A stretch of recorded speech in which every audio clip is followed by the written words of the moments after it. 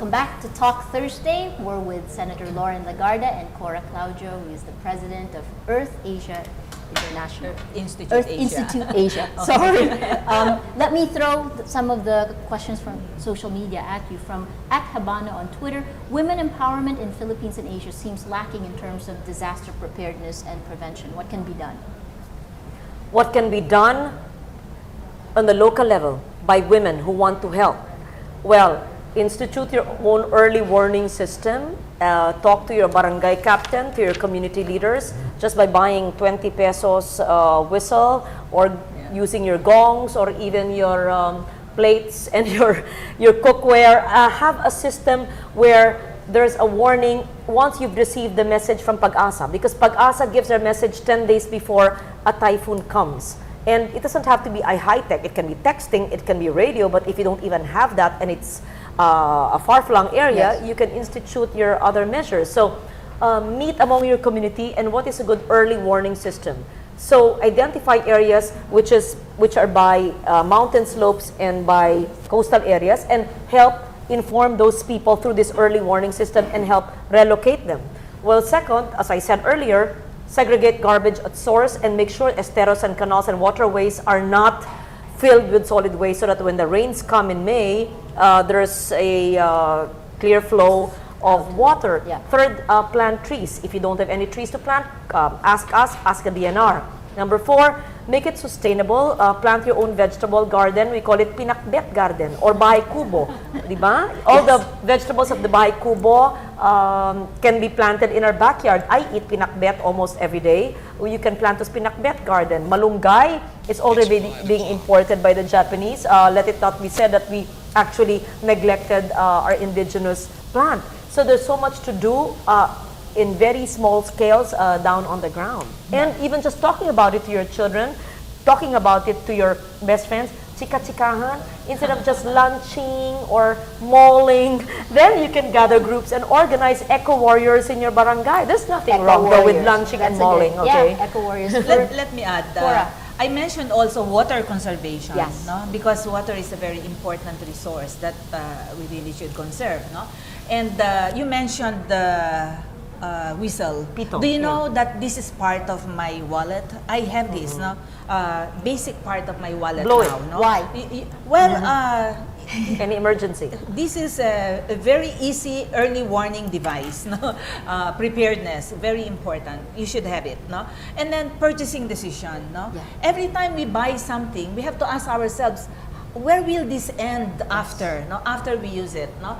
And then you mentioned planting vegetables in your backyard. Do you know that my curtain is something that I can eat?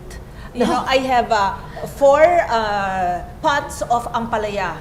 And then I have a, what do you call this? Pagapangan, what do you call that? Where they go to, the leaves. Yes.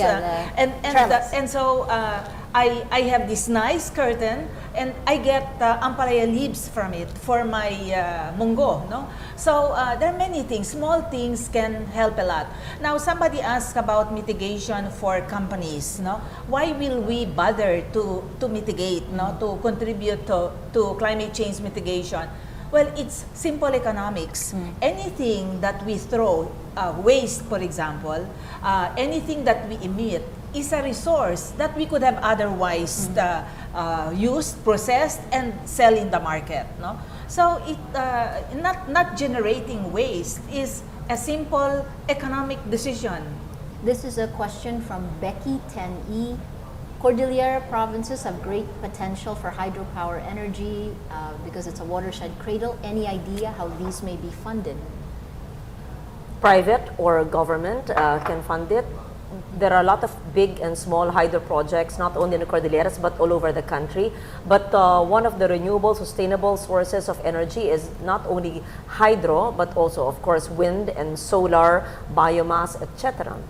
So that's not only in the Cordillera, but can be done in other parts of the country. The Department of Energy can help a lot here. No? They have a good program on renewables, and I think they should contact the Department of Energy if they have a potential in their area.